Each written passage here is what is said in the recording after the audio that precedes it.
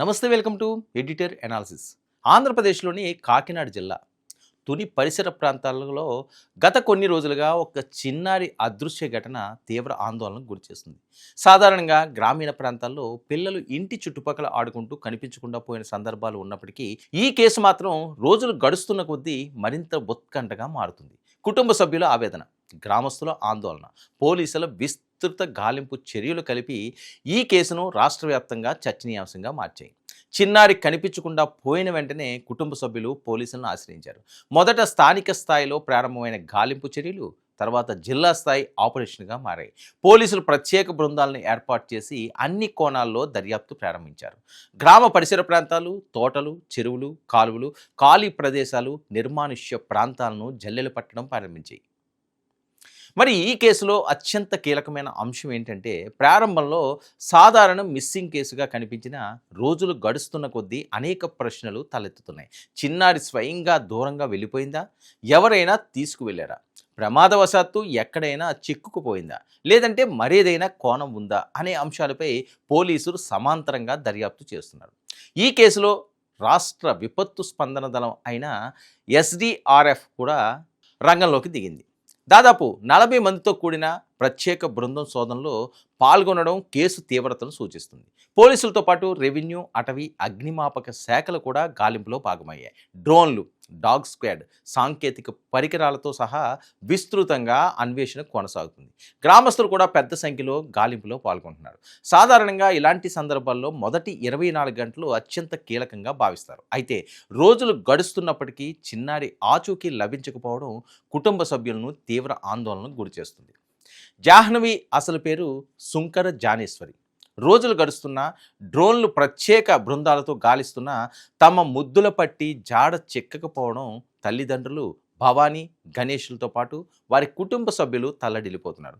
తండ్రి కోసం అతడు కాపలా ఉన్న మామిడి తోటకు గత శనివారం బయలుదేరిన జాహ్నవి మధ్యలో దారి తప్పిపోయి అదృశ్యమైపోయింది. గ్రామాన్ని ఆనుకొని ఉన్న కొండ ప్రాంతంలో వెళుతున్న జ్ఞానేశ్వరిని వారి పెంపుడు కుక్కను అదే గ్రామానికి చెందిన మతి స్థిమితం లేని ఓ వ్యక్తి చూశాడు. ఆమెను ఇంటికి తీసుకువెళ్లేందుకు అతడు ప్రయత్నించగా పెంపుడు కుక్క దాడికి యత్నించింది. దీంతో అతడు ఆ బాలికను, కుక్కను వదిలేసి గ్రామానికి చేరుకుని తల్లి భవానీకి విషయం చెప్పాడు. కుమార్తెను తీసుకువచ్చేందుకు తల్లి వెళ్ళగా అక్కడ జ్ఞానేశ్వరి కనిపించలేదు. మరి ఈ విషయాన్ని భర్త గణేష్కు ఆమె చెప్పింది. వారి ద్వారా విషయం తెలియడంతో గ్రామస్తులు వెంటనే అప్రమత్తమయ్యారు. చిన్నారి వెళ్ళిన దారి వెంబడి కొండ ప్రాంతంలో గాలించిన ఫలితం లేకపోవడంతో తుని రూరల్ పోలీసులకు సమాచారం అందించారు. పోలీసులు, ఎస్డీఆర్ఎఫ్ బృందాలు, అటవీ సిబ్బంది, గ్రామస్తులు కలిసి బృందాలుగా కొండ ప్రాంతంలో ఆ రోజు అర్ధరాత్రి వరకు, అలానే ఇప్పటి వరకు గాలించిన బాలిక ఆచూకీ మాత్రం తెలియరాలేదు. డ్రోన్, డాగ్ స్క్వాడ్ సాయంతో కొండ ప్రాంతాన్ని జల్లెడ పట్టిన ప్రయోజనం లేకపోయింది. మరి సమీప గ్రామాల్లోని Tuni railway station, RTC bus station, ఇతర ప్రాంతాల్లోని సీసీ కెమెరాల ఫుటేజ్లు పరిశీలించిన ఎటువంటి ఫలితం లేదు. దీంతో జ్ఞానేశ్వరి ఆచూకీ తెలియజేస్తే 1,00,000 బహుమతి అందిస్తామని పోలీసులు ప్రకటించారు. అయినా ఇప్పటి వరకు ఎటువంటి ఫలితమూ దక్కలేదు. మరి చిన్నారితో పాటు అదృశ్యమైన పెంపుడు కుక్క నిన్న సాయంత్రం ఇంటికి చేరింది. జ్ఞానేశ్వరి తల్లి భవానీ వస్త్రాన్ని నోటితో పట్టుకుని దీంతో బాలిక ఆచూకీ తెలుస్తుందేమోనని ఆశ చిగురించింది. కానీ అక్కడే ఉన్న స్థానికులు, పోలీసులు సమీపించడంతో భయంతో ఆ కుక్క స్థానికులపై దాడి చేస్తూ మళ్ళీ ఆయిల్ ఫామ్ తోటలోకి పరుగు తీసి తప్పించుకుని కొండపైకి పారిపోయింది.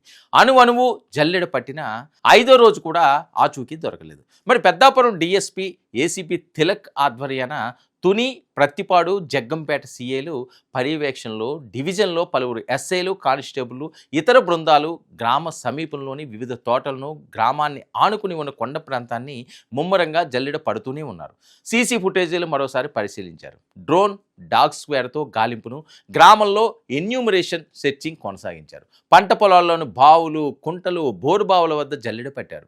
పిల్లల్ని ఎత్తుకుపోయే ముఠా చేతికి జ్ఞానేశ్వరి చిక్కిందా అనే అనుమానాలు కూడా వ్యక్తమవుతున్నాయి. ఒకవేళ ఆ చిన్నారి కొండపైకి వెళ్తే ఇప్పటి వరకు నీరు, ఆహారం లేకుండా బతకడం దాదాపు అసాధ్యమని స్థానికులు భావిస్తున్నారు. పైగా ఎండలు మండిపోతున్న పరిస్థితి.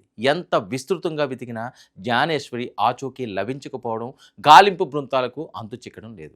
బాలిక అదృశ్యం మిస్టరీ వీడకపోవడంతో సర్వత్రా ఆందోళనలు వ్యక్తమవుతున్నాయి. ఆ చిట్టి తల్లి క్షేమంగా ఇంటికి చేరాలని ఆ గ్రామమే కాదు, ఎన్నో గుండెలు కోరుకుంటున్నాయి. మరి జ్ఞానేశ్వరి క్షేమంగా రావాలని మనము ఆశిద్దాం. ఇది ఈనాటి editor analysis. Stay tuned to 9 news.